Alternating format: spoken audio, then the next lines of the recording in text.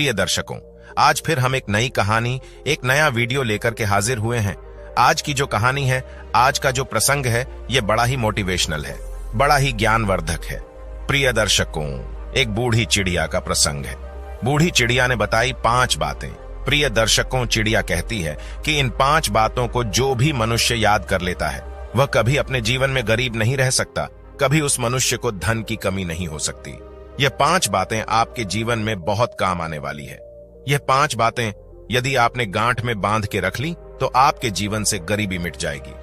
प्रिय दर्शकों, बूढ़ी चिड़िया ने बताया, आखिर यह गरीबी रूपी अभिशाप हमें क्यों भोगना पड़ता है। शुरू करते हैं प्रिय दर्शकों आज की यह प्यारी सी कहानी, यह प्यारा सा वीडियो।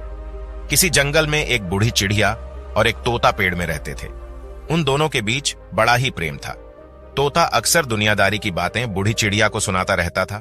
जब भी तोता का मन नहीं लगता था तो वह बूढ़ी चिड़िया से कहता था कि हे बूढ़ी चिड़िया, आज मुझे अच्छा नहीं लग रहा है, कोई ऐसी कहानी सुनाओ जिससे मेरे मन को शांति मिले और कुछ ज्ञान प्राप्त हो। ऐसी कहानी सुनाओ जिससे दुनिया के लोग कोई सीख ले सके, क्योंकि ज्ञानी का धर्म है कि वह अपने ज्ञान से लोगों का भला करें, उनका मार्गदर्शन करें, मुश्किल वक्त से निकलने का उनको रास्ता बताएं। तब बूढ़ी चिड़िया कहती है, हे तोता, मैं तुम्हें बहुत अच्छी कहानी सुनाती हूँ। यह कहानी लोगों की गरीबी मिटा देगी, लोगों को धनवान बना देगी। तुम इस कहानी को ध्यान देकर सुनना। प्रिय दर्शकों, तब बूढ़ी चिड़िया तोते को एक बड़ी ही ज्ञानवर्धक कहानी सुनाती है। बूढ़ी चिड़िया कहती है, प्राचीन समय की बात है, किसी नगर में एक गरीब व्यक्ति रहता था। उस गरीब व्यक्ति के 6 बेटे थे। वह व्यक्ति इतना गरीब था कि 2 वक्त की रोटी भी उसे ठीक से नसीब नहीं होती थी। उसका और उसके बेटों का कभी ठीक से पेट नहीं भर पाता था। उसने अपने जीवन में कभी अच्छे वस्त्र और अच्छा भोजन नहीं देखा था। वह गरीब व्यक्ति अपने साथ अपने बेटों को भी लेकर एक साहूकार के यहाँ नौकरी किया करता था, और साहूकार उसे नौकरी के बदले में प्रतिदिन 3 पाई जौ दिया करता था। वह 3 पाई जौ के दाने अपने घर पर लेकर आता था, तब कहीं अपने लिए घर पर भोजन बनाता था। उन 3 पाई जौ के दानों से जो भोजन बनता था, उससे उस गरीब व्यक्ति का और उसके बेटों का कभी पेट नहीं भर पाता था, क्योंकि वह परिवार जो था वह बहुत बड़ा परिवार था। क्योंकि उस गरीब व्यक्ति के घर में अधिक से अधिक भोजन करने वाले व्यक्ति थे, इसीलिए भोजन बहुत कम पड़ जाता था। अधिकतर वह लोग भूखे रह जाते थे। प्रिय दर्शकों, बूढ़ी चिड़िया आगे तोता से कहती है कि तोता, वह व्यक्ति पढ़ा लिखा तो था नहीं, और ना ही उसने कभी अपने बेटों को पढ़ा पाया, इसीलिए कहीं ढंग का काम भी नहीं मिलता था। पेट पालने के लिए वह और उसके बेटे साहूकार का काम करने चले जाते थे। साहूकार की मजदूरी ही उसकी जीविका का साधन था। साहूकार भी बड़ा चालाक आदमी था। वो जानता था कि इन अनपढ़ गवारों को कोई काम तो देगा नहीं, और ना उनकी घर की स्थिति इतनी ज्यादा अच्छी है जो यह 10-15 दिन बैठकर खा सके। इसलिए वह काम के बदले में केवल 3 पाई जौ देकर ही उन्हें बहला दिया करता था। प्रिय दर्शकों, बूढ़ी चिड़िया कहती है कि तोता, संसार में आपकी कमजोरी का फायदा उठाने वाले बहुत बैठे हैं। जैसे बिल में रहने वाले मेंढक और छोटे छोटे जीवों को सांप खा जाता है, उसी तरह विरोध न करने वाले को और कमजोर लोगों को धूर्त और चालाक लोग खा जाते हैं। साहूकार उस आदमी को डरा धमका कर रखता था, इसलिए वह व्यक्ति डर की वजह से साहूकार के यहाँ जो काम धंधा करता था, उस काम धंधे को छोड़ नहीं पाता था। दिन भर काम करने के बाद भी उनका कभी ठीक से पेट नहीं भर पाता था। एक समय की बात है, वह गरीब व्यक्ति शाम के समय अपने चूल्हे में लकड़ी जला रहा था। वह भोजन बनाने की तैयारी कर रहा था। तब तक वह क्या देखता है कि पड़ोस में रहने वाली एक बूढ़ी माता उसके पास आती है, और आकर के बूढ़ी माता कहती है, अरे बेटा, तुम रोज इसी तरह से साहूकार के यहाँ काम करने के बाद घर आते हो, और शाम को आने के बाद तुम अपने लिए भोजन बनाते हो, तब कहीं जाकर तुम खाते हो, और सुबह को फिर जल्दी साहूकार के यहाँ काम पर चले जाते हो। तुम एक काम क्यों नहीं करते? तुम्हारे 6 बेटे हैं, तुम इनमें से अपने एक बड़े बेटे का विवाह क्यों नहीं कर देते? तुम्हारे घर में जब बहू आ जाएगी तो तुम्हारे लिए काफी सुविधाएं हो जाएंगी। वह आपके लिए भोजन बना दिया करेगी, आपके कपड़े धोकर दे दिया करेगी। काम से आने के बाद तुम्हें घर पर कोई काम नहीं करना पड़ेगा। प्रिय दर्शकों, बूढ़ी चिड़िया आगे कहती है कि तोता, ध्यान से सुनो। उस बूढ़ी माता को नहीं मालूम था कि उसके बड़े बेटे का विवाह पहले ही हो चुका है। उस गरीब आदमी ने बताया, हे बूढ़ी माता, मेरे बड़े लड़के का विवाह तो हो चुका है, उसकी बहू इस समय अपने मायके में रहती है। तब बूढ़ी माता कहती है, तो तुमने भोजन बनाने के लिए अपनी बहू को बुलाया क्यों नहीं? व्यक्ति ने जवाब दिया, बूढ़ी माता, आप तो सब कुछ देख रही है कि हमारे घर की हालत क्या है। ना तो बारिश से बचने के लिए सर पे छत है और ना लेटने बैठने के लिए कोई चारपाई। बहू को बुलाकर हम उसे कहाँ रखेंगे? कहाँ खुद लेटेंगे, कहाँ उसे लेटाएंगे? और हमारे घर पर कोई अच्छे सही सलामत कपड़े भी नहीं हैं, जिन्हें बिछाकर वह बेचारी रात बिता सके। यहाँ अपने लिए भी पेट भरने को भोजन नहीं है। बहू आ जाएगी तो उसका खर्च कैसे करेंगे? इसलिए हम बहू को बुलाकर नहीं लाते हैं। तब वह बूढ़ी माता पूछती है, अरे बेटा, तुम्हारे लड़के की शादी हुए कितने दिन हो चुके हैं? तब वह गरीब व्यक्ति कहने लगा, अरे बूढ़ी माता, हमारे पुत्र की शादी हुए 2 साल हो चुके हैं। बूढ़ी माता ने पूछा, जब 2 साल हो चुके हैं तो क्या तब से लेकर अब तक तुम्हारी बहू तुम्हारे घर पर नहीं आई है? गरीब आदमी ने कहा, हाँ बूढ़ी माता, वह मेरे घर पर अभी नहीं आई है, क्योंकि हमने उसे बुलाया ही नहीं। तब बुढ़िया कहती हैं, बेटा, तुम ऐसे कब तक परेशान रहोगे, इसलिए अपनी बहू को अपने घर बुलवा लो। उस व्यक्ति ने जवाब दिया, बूढ़ी माता, हमें माफ करना, हमारे पुत्र के पास में सही सलामत कपड़े भी नहीं हैं, जो उन्हें पहनकर वह अपने ससुराल जाकर बहू को बुला लाए। तब बुढ़िया ने कहा, अगर ऐसी बात है तो तुम चिंता मत करो, मेरे घर से मेरे बेटे के कपड़े ले जाओ और उन्हें पहनाकर तुम अपने बेटे को बहू को बुलवाने के लिए भेज दो। प्रिय दर्शकों, बूढ़ी चिड़िया आगे तोता से कहती है कि तोता, वह बूढ़ी माता उस गरीब व्यक्ति को अपने साथ लेकर अपने घर गई और अपने घर से अपने बेटे के कपड़े निकाल कर लाई और कहा, इन कपड़ों को तुम ले जाओ, इन कपड़ों को ले जाकर तुम अपने बेटे को पहना दे और अपने बेटे से कहना कि वह ससुराल जाकर के अपनी बहू को बुला लाए। प्रिय दर्शकों, वह गरीब व्यक्ति उन कपड़ों को लेकर जब अपने घर पर आता है और अपने बड़े बेटे को बुलाता है, फिर अपने बड़े बेटे से कहता है कि बेटे, इन कपड़ों को पहन करके तुम अपनी ससुराल चले जाओ और अपनी पत्नी को बुलाकर ले आओ। इधर कपड़ों को पहन करके वह गरीब आदमी का बेटा अपनी ससुराल में पहुंचता है और उसके ससुराल वालों ने जब उसको देखा तो उसका खूब सेवा सत्कार किया, बहुत खुशामद की।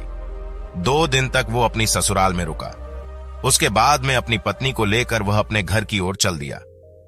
प्रिय दर्शकों, बूढ़ी चिड़िया आगे तोता से कहती है कि तोता, जब वह अपनी बहू को लेकर के अपने गांव के नजदीक आया तो उसने अपने गांव के पास आकर के विचार किया कि हमारे घर पर तो टूटी चारपाई पड़ी हुई है, सही सलामत हमारे घर पर व्यवस्था भी नहीं है जो अपनी बहू को ले जाकर उस पर बैठा सके। यदि इस समय हमारी पत्नी हमारे घर पर जाएगी तो हमें शर्म की वजह से अपना सिर झुकाना पड़ेगा। तब उस गरीब के बेटे ने विचार किया, चलो हम उस पड़ोस वाली बूढ़ी माता के घर पर ही पत्नी को ठहरा देते हैं। इतना विचार करने के बाद में वह गरीब व्यक्ति का बेटा अपनी पत्नी को लेकर उस बुढ़िया के घर पर जाता है और उस बुढ़िया के घर पर ही अपनी पत्नी को ठहरा देता है। उसके बाद वह लड़का अपने घर पर चला आता है। प्रिय दर्शकों, बूढ़ी चिड़िया आगे तोता से कहती है कि तोता, उस लड़की को नहीं पता था कि यह घर उसका नहीं है, बल्कि उसके पति ने उसे किसी दूसरे के घर में ठहराया है। रात भर वो पत्नी उस बूढ़ी माता के घर पर ठहरी रही। बुढ़िया का घर बहुत अच्छा बना हुआ था। पत्नी समझ रही थी कि यह उसके ही पति का घर है, लेकिन वह एक बात बार बार सोच रही थी कि उसका पति उसे इस घर में छोड़कर गया तो फिर लौट कर क्यों नहीं आया।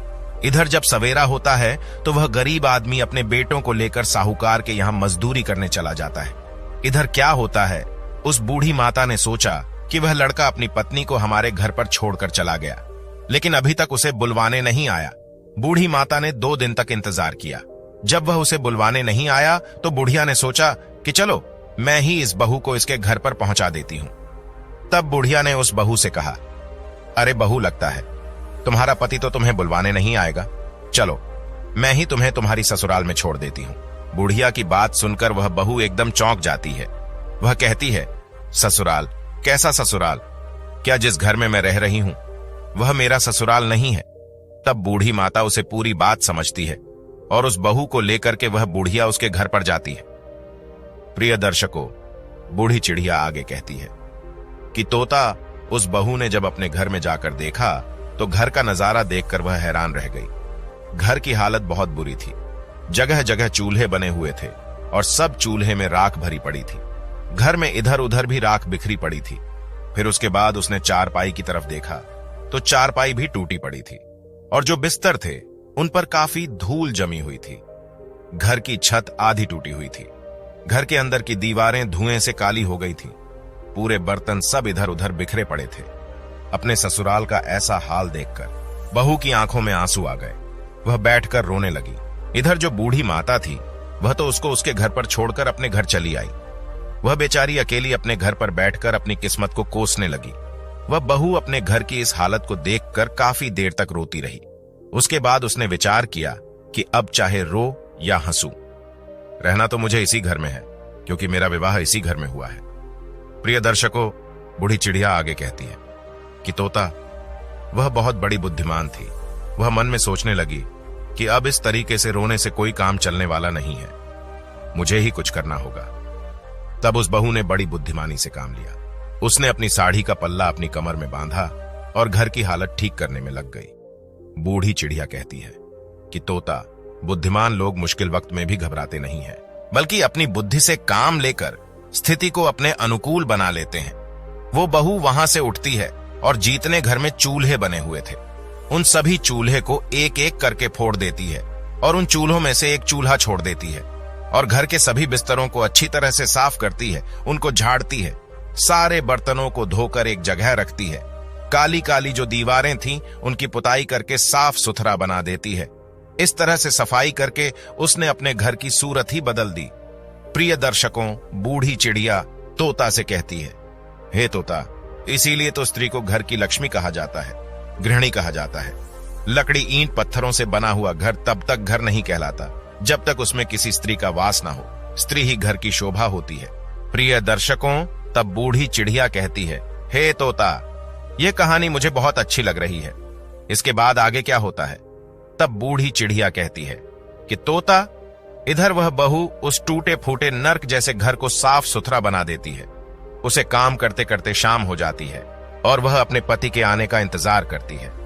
काफी अंधेरा हो गया था, लेकिन उसका पति अपने भाइयों के और अपने पिता के साथ अभी तक लौटकर घर पर नहीं आया था।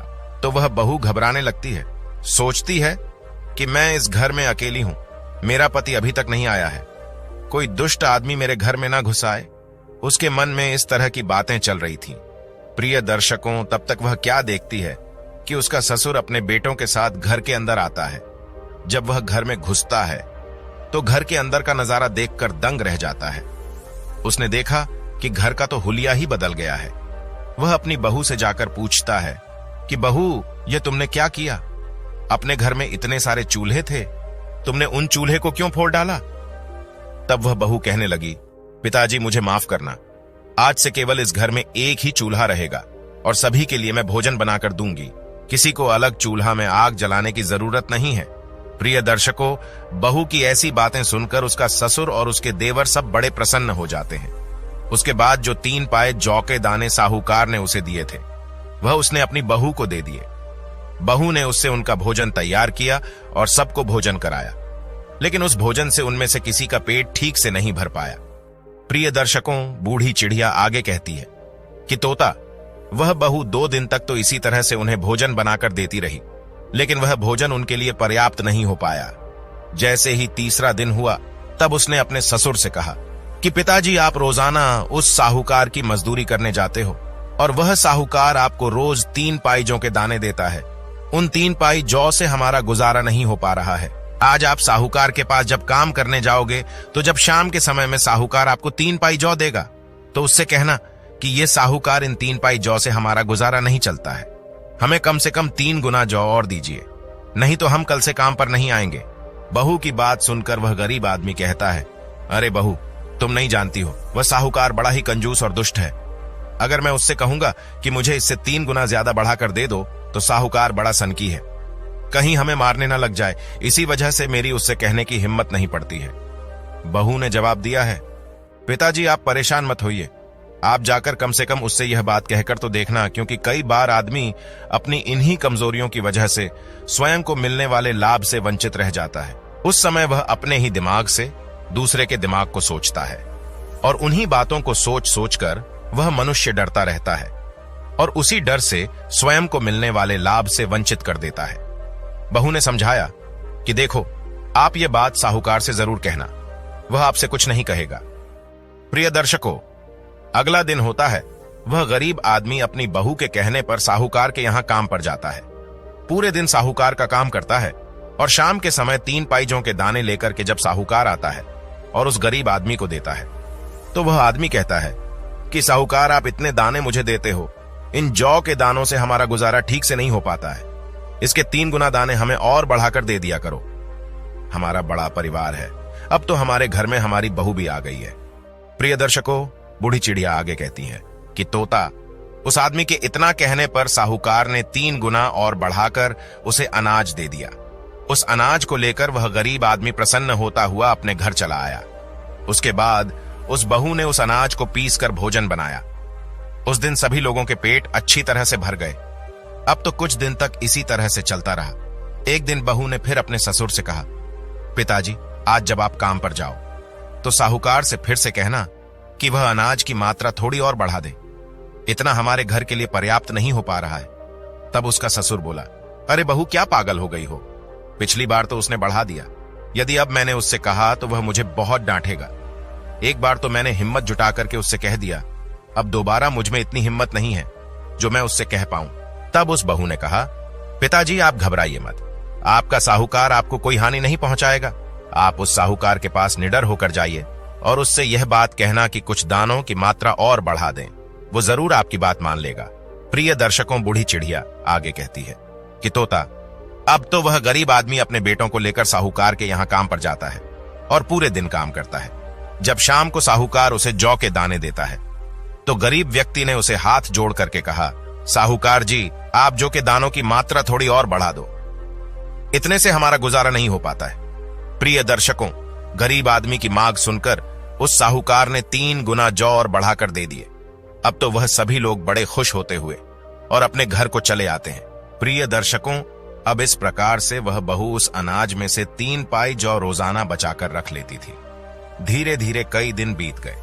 उसने अनाज बचा बचाकर काफी अनाज इकट्ठा कर लिया और एक दिन अपने ससुर से बोली, पिताजी, इस तरीका से आप यदि मजदूरी करते रहे तो हम अपनी जिंदगी में कुछ नहीं कर पाएंगे। मनुष्य को उन्नति के लिए अपनी सोच को बदलना चाहिए। जो अपनी सोच को कुएं के मेंढक की तरह रखता है वह कभी तरक्की नहीं कर पाता है। उसका जीवन केवल गुलामी करने में निकल जाता है। छोटी सोच मनुष्य को गरीबी के दलदल से बाहर नहीं निकलने देती। जब आदमी बड़ा सोचता है तभी वह बड़ा बन पाता है। समय के साथ मनुष्य को बदलते रहना चाहिए और सोचते रहना चाहिए। प्रिय दर्शकों, बूढ़ी चिड़िया आगे तोता से कहती है कि तोता, आगे गरीब आदमी की बहू ने उससे कहा, पिताजी, आप कोई स्वयं का धंधा खोल लीजिए। जब हम कोई अपना काम करेंगे तो हमें उसमें अधिक मुनाफा होगा। अपनी बहू की बात सुनकर के वह बोला, अरे बहू, कैसी बातें करती हो? भला हमारे पास है ही क्या जो हम अपना काम कर सके? तब बहू कहती है, पिताजी, मैं रोजाना आप जो जौ लेकर आते थे उसमें से कुछ जौ मैं बचाकर रख लेती थी। अब हमारे पास काफी अनाज इकट्ठा हो चुका है। आप उस अनाज को बाजार में बेच आओ और बाजार में कोई दुकान देख लो और अपनी छोटी सी दुकान खोल लो। जब हमारा खुद का काम हो जाएगा तो हमें अच्छा मुनाफा हो जाएगा। गरीब आदमी बोला, बहू, तुम कहती तो ठीक हो, लेकिन अगर यह बात साहूकार को पता चल गई तो वह हमें बहुत डांटेगा। बहू ने कहा, पिताजी, आप साहूकार के गुलाम नहीं हो, हमारी मर्जी, हम काम करें या ना करें। प्रिय दर्शकों, बूढ़ी चिड़िया आगे तोता से कहता है कि तोता, उस गरीब किसान ने वैसा ही किया जैसा उसकी बहू ने बताया था। इसलिए उस दिन से साहूकार के काम पर जाना छोड़ दिया और बाजार में एक दुकान देख ली और वह अनाज बेचकर किसान ने अपनी एक दुकान खोल ली और धीरे धीरे अच्छी तरह से चलने लगी। अब उसकी गुजर बहुत अच्छे से होने लगी। शाम को जब वह दुकान से लौटकर अपने घर आता था और अपने परिवार के साथ बैठकर प्रेम से भोजन करता था तो एक दिन बहू ने फिर उसे एक बात बताई। बहू बोली कि पिताजी, जब भी आप घर पर आया करो तो कुछ ना कुछ लेकर आया करो। अगर कुछ ना मिले तो आपको रास्ते में जो कुछ मिल जाए उसे ही उठा ले आया करो। ऐसा करने से घर में धन की वृद्धि होती है और आदमी की घर जोड़ने की आदत बन जाती है। आज से घर पर जब भी आओगे तो खाली हाथ नहीं आओगे। प्रिय दर्शकों, ससुर ने जवाब दिया, ठीक है बहू, हम आज से ऐसा ही करेंगे। इधर अगला दिन हुआ। वह गरीब व्यक्ति अपनी दुकान पर पहुंचा। अपने सभी बेटों के साथ पूरे दिन दुकान पर रहता है और शाम को जब घर पर आता है, जब भी वह घर की ओर आता था तो कुछ ना कुछ लेकर आता था। चाहे रास्ते में उसे एक कागज ही पड़ा मिल जाता तो वह उसे ही उठा लाता था। बहू उस चीज को ठीक से कोने में संभाल कर रख देती थी। प्रिय दर्शकों, बूढ़ी चिड़िया आगे कहती है कि हे तोता, ध्यान से सुनते रहना, आगे की कहानी बहुत अच्छी है। इस तरह से कुछ दिनों तक ऐसा ही चलता रहा। एक दिन क्या होता है, उसका ससुर जब दुकान से लौटकर घर की ओर आ रहा था तो उसे घर पर ले जाने के लिए कुछ भी नहीं मिला। तो वह आदमी सोचने लगा कि यदि मैं खाली हाथ घर पर गया तो बहू मुझसे पूछेगी तो मैं क्या कहूंगा, तब वह हम पर बहुत नाराज होगी। प्रिय दर्शकों, तब उसने देखा कि रास्ते में एक मरा हुआ सर्प पड़ा था। वह गरीब आदमी सर्प के पास में गया। सोचने लगा, यह तो मरा हुआ सर्प है, क्यों ना आज मैं इसको ही घर पर ले जाऊं। उसके बाद वह एक लकड़ी से उस सर्प को उठाता है और अपने घर पर ले आता है। इधर जब उसकी बहू देखती है कि उसका ससुर एक मरे हुए सर्प को घर में लाया है तो वह कहती है, अरे पिताजी, आज आप ये क्या ले आए हो? ये तो सर्प है, ये कोई घर में लाने की चीज थोड़ी है। ससुर ने कहा है, बहू, आपने ही तो कहा था कि कुछ ना कुछ लेकर आया करो, खाली हाथ मत आया करो। आज मुझे कोई वस्तु नहीं मिली, केवल यह मरा हुआ सर्प ही मिला था, तो मैं इसे उठा लाया। इसमें मेरी क्या गलती है? बहू बोली, कोई बात नहीं, ले जाओ, इसे छत के ऊपर फेंक दो। प्रिय दर्शकों, उस बहू ने उस सर्प को अपनी छत के ऊपर फेंकवा दिया। बूढ़ी चिड़िया आगे तोता से कहती है कि तोता, इधर क्या हुआ? एक दिन उसी नगर के राजा की रानी का एक कीमती हार एक चील लेकर आकाश में उड़ गया और वह चील उस हार को लेकर के उस बहू के घर की छत के ऊपर से गुजरा। चील की नजर छत पर पड़े हुए उस मरे सर्प पर पड़ी। चील जो कीमती हार लेकर आया था, वहां हार तो उसने छत पर ही छोड़ दिया और उस मरे हुए सर्प को उठाकर ले गया। प्रिय दर्शकों, इधर अगले दिन वह बहू अपने कपड़े सुखाने के लिए छत पर पहुंची तो उसकी नजर उस हार पर पड़ती है। वह उस हार को उठा लाती है और उस कीमती हीरे के हार को देखकर बहुत बड़ी प्रसन्न होती है। उसने वह हार अपनी संदूक में छुपा कर रख दिया। प्रिय दर्शकों, इधर पूरे नगर में यह बात फैल गई कि रानी का हार चील लेकर के उड़ गया। राजा ने पूरे नगर में घोषणा करवा दी और अपने सैनिकों को चारों दिशाओं में भेज दिया कि पता करो कि वह चीन उस हार को लेकर कहां गया है। वहां हार जिस व्यक्ति को मिल जाए वह तुरंत राज दरबार में पहुंचा दे। वह हार हमारी रानी का है। जो कोई उस हार को पहुंचाएगा उसे हम बहुत सारा इनाम देंगे। प्रिय दर्शकों, सारे शहर के लोग उस हार की तलाश में लग गए। इधर वह बात उस बहू को मालूम हुई कि रानी का हार बताने वाले को या पहुंचाने वाले को राजा साहब मुंह मांगा इनाम देंगे। प्रिय दर्शकों, लेकिन वह राजा कई दिनों तक इंतजार करता रहा कि कोई उस हीरे के हार को लेकर के आएगा, लेकिन अभी तक किसी ने हार नहीं पहुंचाया। अब तो राजा को गुस्सा आने लगा। राजा अपने सैनिकों से और मंत्रियों से कहता है, जल्दी से पूरे नगर में यह खबर फैला दो कि वह हार अभी तक कोई लेकर नहीं आया है। अगर वह हार किसी को मिल गया और अगर किसी के घर में रखा पाया गया तो राजा उसे कठोर दंड देंगे। प्रिय दर्शकों, बूढ़ी चिड़िया कहती है कि तोता, यह खबर उस गरीब व्यक्ति को जब पता चलती है तो वह अपनी बहू से कहता है, बहू, राजा का हार चोरी हो गया है। पहले तो राजा ने हार देने वाले को इनाम की घोषणा की थी, लेकिन अब राजा ने कहा है कि जिसके पास हार होगा उसे सजा दी जाएगी। प्रिय दर्शकों, बहू तो जानती थी कि वह हार उसी के पास है, लेकिन उसने अपने ससुर को नहीं बताया। बहू ने अपने ससुर से कहा कि पिताजी, आप एक काम करिए, एक झूठ मूठ की पत्री पत्रा लेकर राजा के दरबार में ज्योतिषी बनकर जाइए और राजा के सामने पत्री खोलकर राजा से कहना कि तुम्हारा कीमती हार तुम्हारे महल के पीछे कचरे के ढेर में पड़ा है। बहू की बात सुनकर वह आदमी घबरा गया। कहने लगा, बहू, तुम पागल हो गई हो क्या? अरे मैं उस हार के बारे में जानता तक नहीं हूं। अगर मैं राजा के सामने जाकर झूठ बोलूंगा तो राजा मुझे बहुत बड़ा दंड देगा। बहू ने जवाब दिया, पिताजी, आप घबराते क्यों हो? मैं जो कह रही हूं आप उसे करिए। प्रिय दर्शकों, इस प्रकार से उस गरीब बहू की बातों पर उस व्यक्ति ने विश्वास कर लिया, क्योंकि आज तक उस बहू के बताए हुए रास्ते पर ही वह व्यक्ति चलता आ रहा था। अब तो वह झूठ मूठ का ज्योतिषी बन गया और पत्री पत्रा लेकर राजा के दरबार में पहुंच गए और राजा से कहा, महाराज, मैं एक बहुत ही विद्वान ज्योतिषी हूं। मैंने आपके हार का पता लगा लिया है। आपका हार आपके महल के पीछे कूड़े में पड़ा है। प्रिय दर्शकों, राजा ने जब उसकी बातों को सुना तब राजा ने अपने सिपाहियों को बुलवाया और कहा कि जाइए, हमारे महल के पीछे जो कूड़ा पड़ा है उस कूड़े में जाकर के हार को ढूंढिए। प्रिय दर्शकों, बूढ़ी चिड़िया तोता से कहती है कि तोता, राजा के सिपाहियों के पहुंचने से पहले वह हार उस बहू ने राजा के महल के पीछे जाकर कूड़े में फेंक दिया। और हार को फेंक करके वह चुपचाप अपने घर लौट गई। इधर राजा के सिपाही जब उस हार को ढूंढने के लिए राजा के महल के पीछे गए तो उनको वह हार मिल गया। वो हार लाकर के उन्होंने राजा को सौंप दिया। तब वो राजा उस गरीब व्यक्ति से बड़ा ही प्रसन्न होता है और कहता है कि तुमने हमारा हार बता दिया है, इसलिए हमसे तुम कोई भी वरदान मांग लो। प्रिय दर्शकों, तब वह व्यक्ति कहने लगा, हे राजा साहब, आप हमें माफ कर दीजिएगा। हम अपने घर में जाकर के अपनी बहू से और अपने बच्चों से सलाह करने के बाद ही आपसे कुछ मांगेंगे। तब राजा ने कहा, ठीक है, जाओ, तुम अपने बहू और बच्चों से सलाह लेकर के आओ। प्रिय दर्शकों, अब वह गरीब व्यक्ति अपनी बहू के पास आता है और कहता है कि वह राजा मुझसे कोई इनाम मांगने के लिए कह रहा है, मैं क्या मांगू? तब बहू कहती है कि पिताजी आप जाए और पहले राजा से आप वचन ले लेना, फिर उसके बाद में जब वह राजा वचन दे दे तब उससे मांगना। कहना कि महाराज, इस बार जब दिवाली आएगी तो किसी के घर में भी दिया ना जले, नगर का कोई भी व्यक्ति अपने घर में दिया ना जलाए, राजा से तुम इतना ही मांग लेना। प्रिय दर्शकों, बहू की बात सुनकर वो गरीब व्यक्ति डर गया और कहने लगा, बहू, यह तुम क्या कह रही हो? यह बात सुनकर तो राजा मुझे फांसी पर लटका देगा। तब बहू ने कहा, पिताजी आप घबराइए नहीं, मैं आपसे जो कह रही हूं आप उसे करिए। अब बहू के बार बार आग्रह करने पर वह गरीब आदमी राजा के पास जाता है और राजा से कहता है कि राजा साहब, पहले आप वचन दीजिए, तभी हम आपसे मांगेंगे। यदि आप वचन नहीं दोगे तो हम नहीं मांगेंगे। प्रिय दर्शकों, राजा ने वचन दिया और कहा कि आप जो मांगोगे हम वही आपको देंगे। तब उस आदमी ने राजा से वही बात कह दी जो उसकी बहू ने बताई थी। इस बार दिवाली आ रही है और हमारी आपसे मांग है कि इस बार दिवाली पर नगर का कोई भी व्यक्ति अपने घर दीपक न जलाए। पूरे शहर में अंधेरा रहना चाहिए, दीपक केवल हमारे ही घर में जलेगा। गरीब आदमी की बात सुनकर राजा गुस्से से भर गया।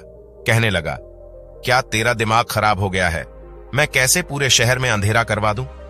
गरीब आदमी ने कहा, महाराज, गुस्सा क्यों करते हो? यदि आपको नहीं देना है तो मना कर दो। प्रिय दर्शकों, काफी सोच विचार करने के बाद राजा ने कहा, ठीक है, हमने वचन दिया है तो हम अपने वचन को पूरा करेंगे। राजा ने पूरे शहर में मुनादी करवा दी कि इस बार दिवाली पर कोई दिया नहीं जलाएगा, केवल इस आदमी के घर में ही दीपक जलेगा। प्रिय दर्शकों, अब वही होता है और जब धनतेरस आती है तो किसी के घर में एक भी दिया नहीं जलता है, केवल उसी व्यक्ति के घर में उसकी बहू दीपक जलाती है।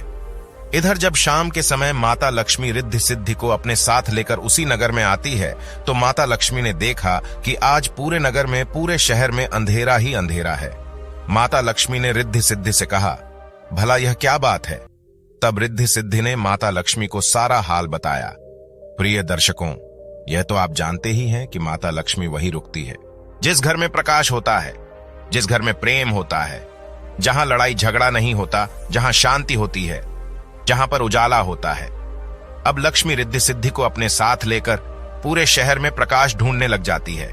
प्रिय दर्शकों, बूढ़ी चिड़िया आगे तोता से कहती है कि तोता, प्रकाश को ढूंढने ढूंढते जब माता लक्ष्मी आगे को बढ़ी तो वह क्या देखती है कि उसी गरीब व्यक्ति के घर में घी का दीपक जल रहा था और उसके घर वाले सब सो रहे थे। इधर माता लक्ष्मी उस गरीब के घर में जाकर बैठ जाती है और उसके घर पर अपनी कृपा बरसा डालती है। उसकी छोटी सी झोपड़ी को महल में बदल देती है और उसके घर को धन दौलत से भर देती है। प्रिय दर्शकों, सुबह जब उस बहू की आंख खुलती है तो उसने देखा कि उसका घर तो एक भव्य महल के रूप में बदल चुका है। उसने अपने पति और देवर को जगाया तो सब लोग यह देखकर बड़े प्रसन्न होते हैं। उनकी आंखों में खुशी के आंसू छलक आते हैं। प्रिय दर्शकों, इधर जब दिवाली समाप्त हो जाती है तो बहू ने अपने ससुर से कहा, पिताजी आप राजा के पास चले जाइए। पूरे नगर में दिवाली न जलने के कारण राजा बड़ा गुस्से में होगा। राजा से कहना कि हमारे नगर पर बहुत बड़ी विपत्ति आने वाली थी, सो अंधेरा होने के कारण वो विपत्ति टल गई। प्रिय दर्शकों, गरीब आदमी ने वही किया। वह राजा के दरबार में गया। उस समय राजा बड़े ही क्रोध में बैठा था। गरीब आदमी ज्योतिषी के भेष में हाथ जोड़कर कहने लगा, महाराज हमें माफ करना।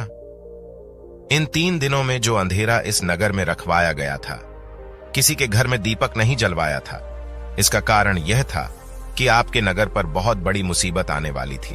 वह मुसीबत अंधेरा होने के कारण नहीं आ पाई, यानी वह विपत्ति टल चुकी है। अब आप लोग हम पर नाराज मत होइए। प्रिय दर्शकों, इस बात को सुनकर के राजा बड़ा प्रसन्न होता है उसके बाद वह राजा उस गरीब आदमी को और भी बहुत सारा मुंह मांगा इनाम देता है। प्रिय दर्शकों, बूढ़ी चिड़िया आगे तोता से कहती है कि तोता, एक बुद्धिमान बहू की चतुराई से उनकी गरीबी अमीरी में बदल गई। नर्क जैसा दिखने वाला वह घर स्वर्ग बन गया। कहते हैं, बुद्धिमानी और विवेक से किया गया काम हमेशा सफल होता है और वह आपको सुख की ओर ले जाता है। तब बूढ़ी चिड़िया बोली, हे तोता, जो मनुष्य मेरी इन 5 बातों को ध्यान नहीं रखता है वह हमेशा गरीबी से बंधा रहता है।